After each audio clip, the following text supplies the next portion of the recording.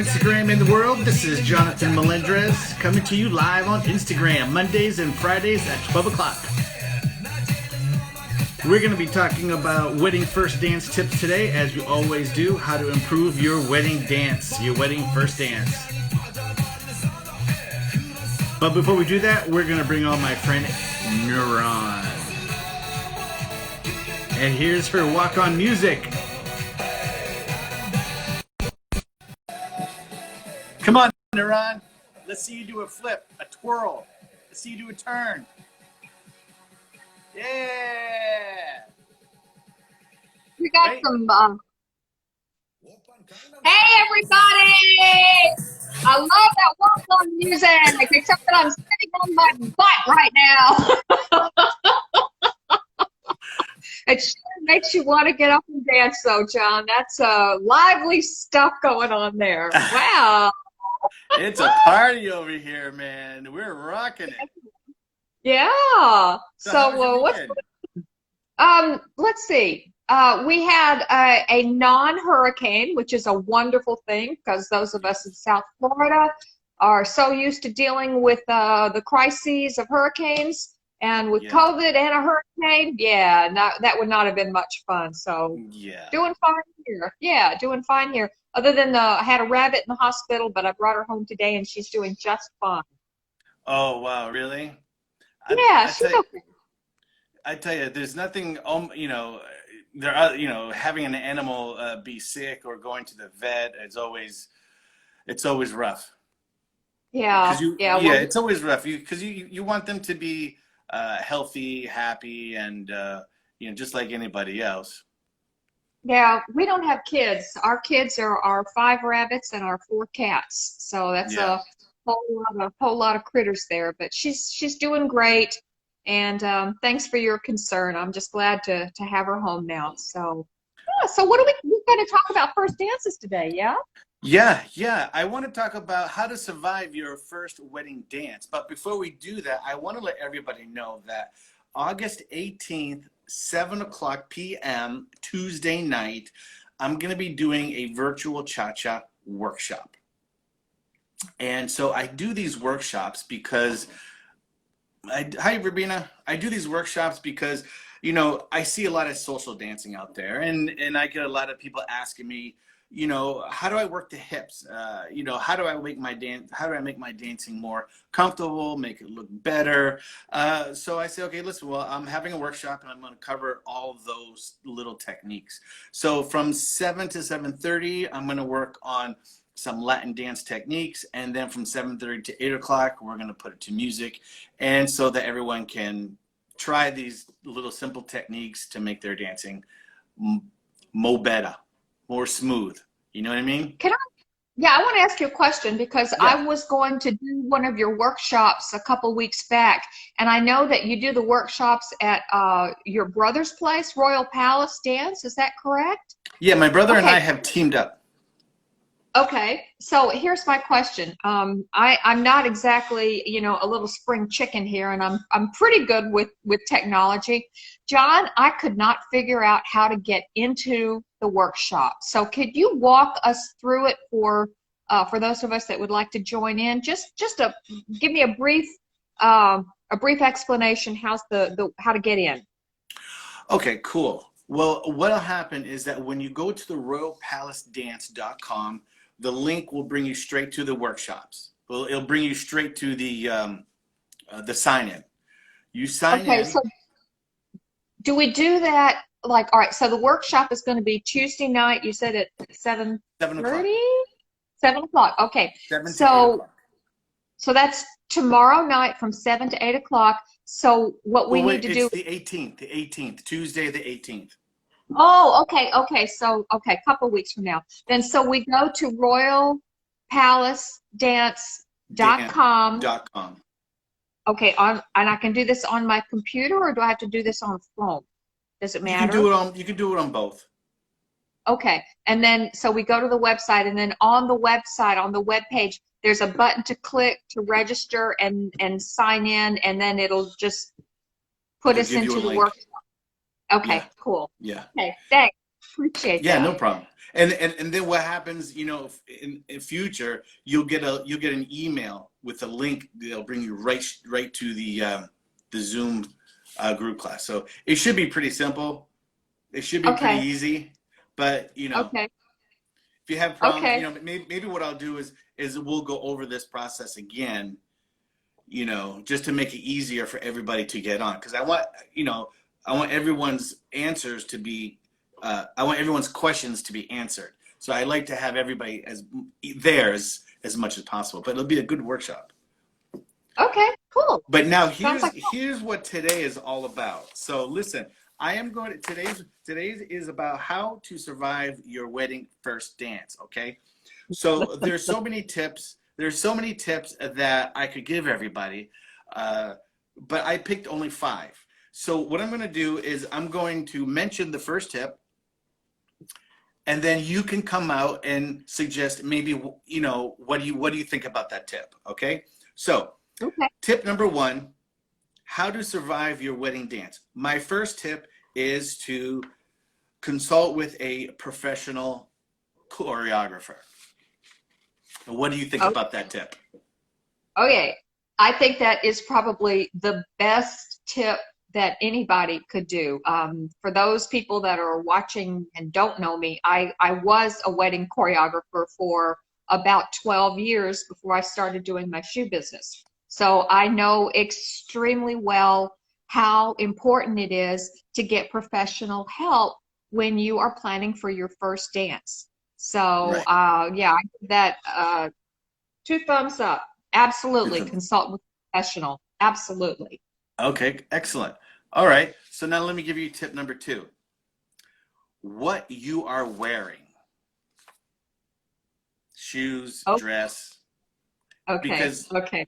go ahead. So let me hear your why you think this would be a good tip.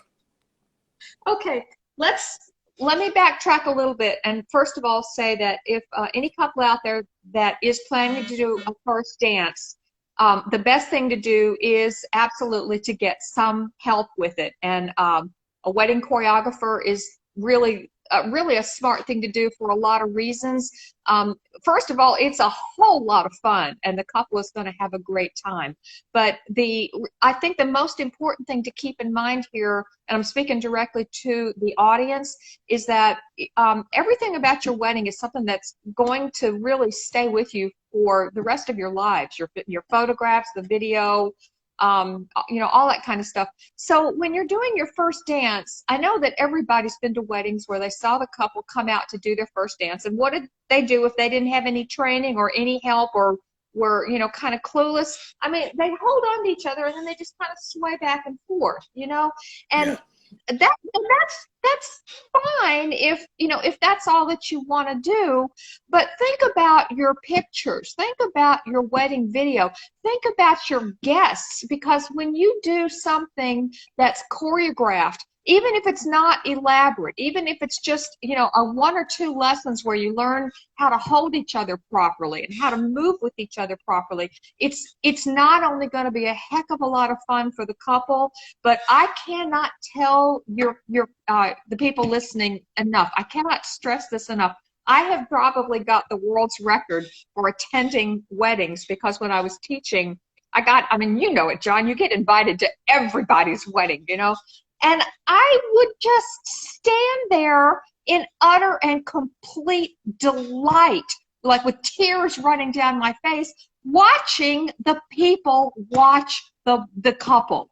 Because Yeah. not only was the couple having a great time, but everybody that was watching them, they were in awe. They were cheering and clapping and laughing and crying, and it just made such a huge difference. So, Yeah, it um, makes a big difference. I, you know, and yeah. going back to tip number 1, professional help. You know, if I got a broken plumbing, if my sink is broken, you know, I'm limited in knowledge about plumbing. I'm going to hire a professional. You know, if there's one thing that I hate to see is a couple doing a swing and a sway. You know, We if used to that's what call they it the wanted, Frankenstein sway. We yeah, called it the Frankenstein sway. the Yeah, yeah. Frankenstein sway. Yeah. You know, it's such a precious moment. And if that's what they want to do with swing and sway, a belt buckle polish, then good for them. Then have it. But, you know, that's such a moment that people are going to remember, like you were just talking about. People are always going to remember what a beautiful wedding dance. Wow, they got talent. You know, this is something that, that they're always going to look back on. Tip number 2, what you're wearing. My Yeah. comment on that is, you know, we've all seen wardrobe malfunctions.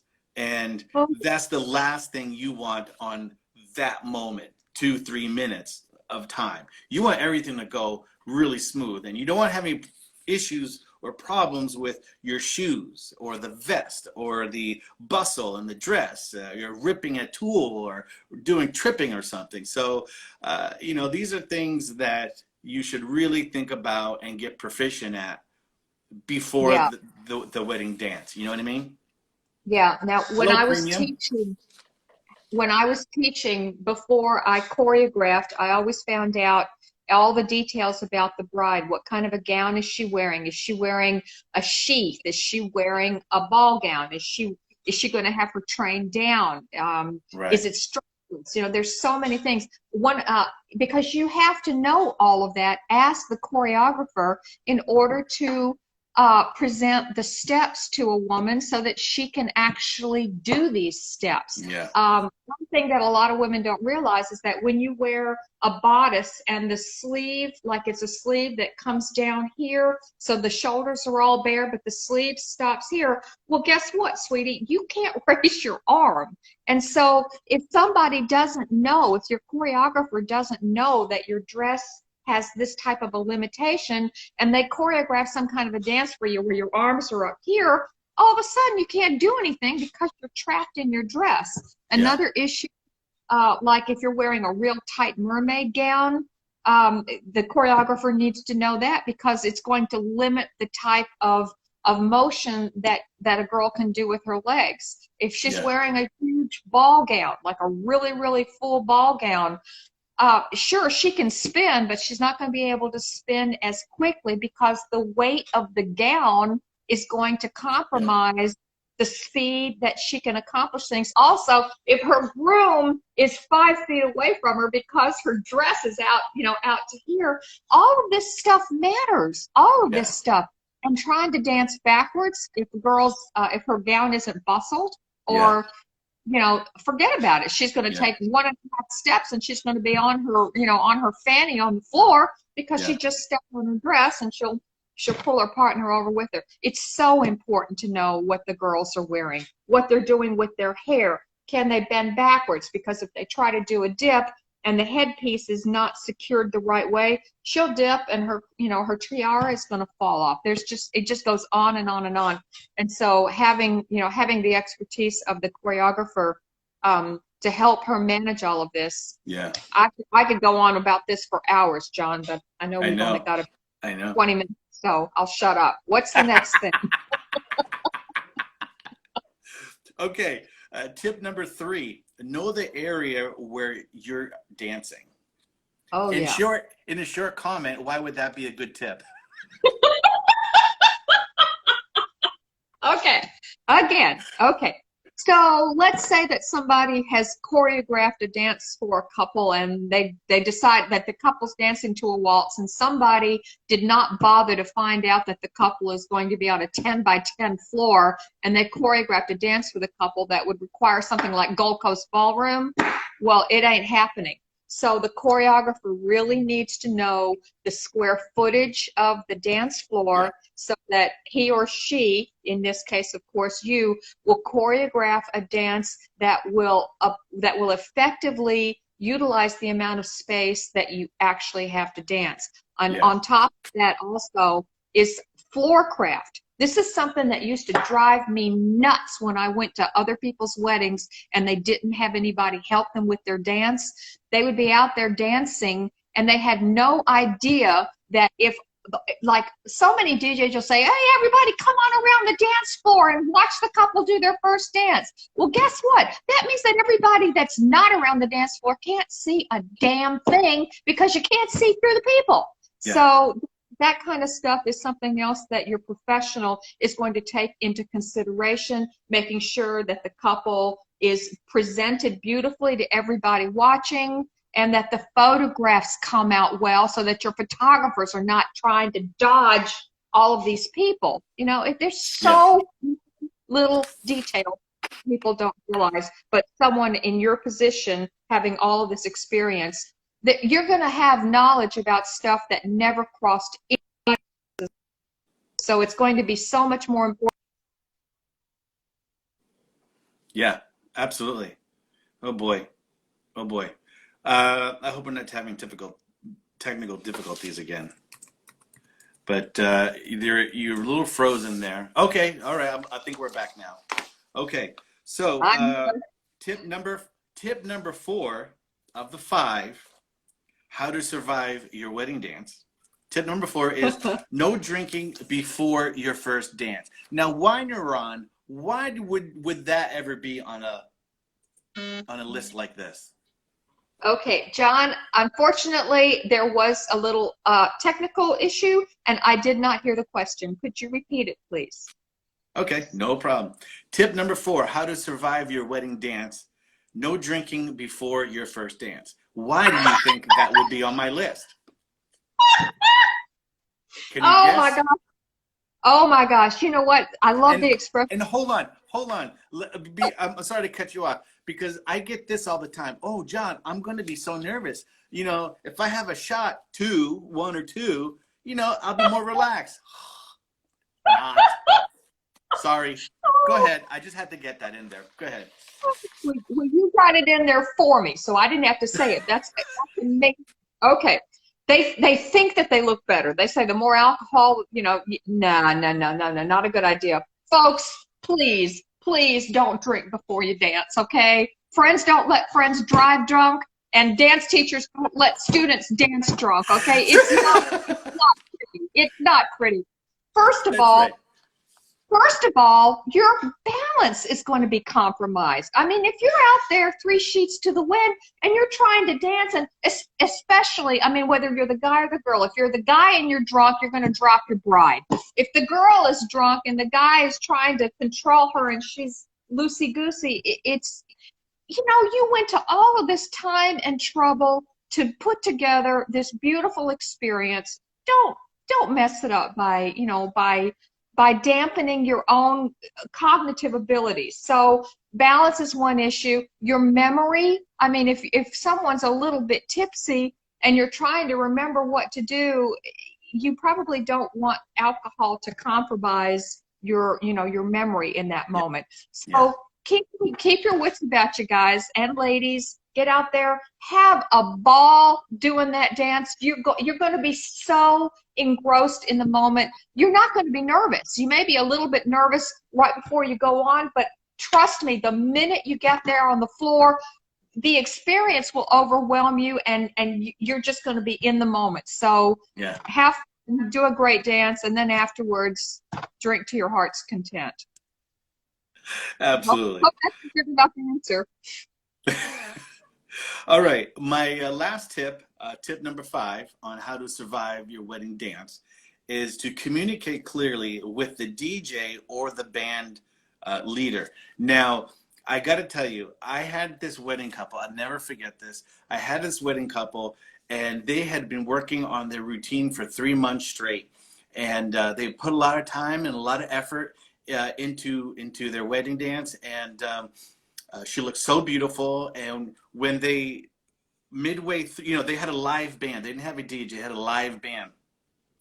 And there was no communication, obviously, because in the middle of their dance, the band leader came out with their microphone and encouraged everybody to get on the dance floor. Yeah. And I'm sitting there like, oh my God, they're not done their wedding dance. You know, they worked so hard to get their wedding dance completed and rehearsed to perfection, and they're being smothered by all these people, and they're being encouraged by someone who doesn't really know, you know, what's going on. So, you know, it definitely, you got to talk with the DJ or the band leader. What are your thoughts on tip number 5? I've seen that happen as well, even with having communicated it very clearly to the band. And unfortunately, what had happened was in that particular scenario, I'm remembering this was at the Biltmore Hotel down in, it was a super expensive wedding. And what had happened was the band leader was not there that night. He was sick or something, so they had a sub in, and the substitute band leader did not know about the first dance. So the exact same thing happened. This couple had been working with me for months, and they got maybe 20 or 30 seconds of their dance in, and then the same thing. They got flooded with all of these people. So I know exactly what you're saying. Yeah, that communication is so critical. Another factor is that if you're dancing, if the couple has chosen to dance to a CD, or I mean, I guess they're not CDs anymore, they're MP3 or MP4 files. I'm dating myself, right? But no, there's a difference. If you know, you can practice to the music on, you know, recorded music, but if you're performing, if your performance is going to be with a live band, it is critical that the couple relays the information to their band that they must follow such and such arrangement. The best thing for them to do is to, you know, is to give the, you know, the recording that they are learning to dance to the band, so that the band does rehearse the song the same way. You know, we all know that arrangements can change, and if it's going to be choreographed, all of those little different nuances in a piece of music have to match the choreography. If the band often does a different version of it, you know, the couple's going to find themselves challenged unless they're really, really experienced dancers. Because even the tempo, they could follow the same arrangement. What if they drastically, what if a live band drastically changes the tempo? Now they were doing, you know, they learned to dance to a certain tempo, and now all of a sudden the song is much, much slower or much faster. So yeah, very, very critical to communicate with the, you know, with whoever is in charge of your entertainment, and to make sure that they understand, do not invite people out to dance until after that couple has completed the dance, and to also make sure that they are using the, you know, the same music, the same arrangement, the same tempo. Yes, yes. You know what? You hear that music, right? Yeah. Is that dance-off music? It's dance-off music. Oh, dance-off music. Okay. Da, da, da, da, da, da, da. So that completes our list of how to survive your wedding first dance. Thank you, Naran, for coming on, sharing your experience. And I do want to promote my cha-cha, my virtual cha-cha virtual workshop. All right, John. Hope to see you there. This was a lot of fun. Thanks for letting me pipe in and give you a little bit of feedback from what I've witnessed as well. You got it, babe. All right, hon. Talk to you Take soon. care. Bye. Bye. Okay, people, there you go. 5 tips on how to survive your first wedding dance. If you have any questions, please direct message me, text me, email me, send me smoke signals. Just find me. Okay? Have a good day, everybody. And please wear a mask. Bye-bye.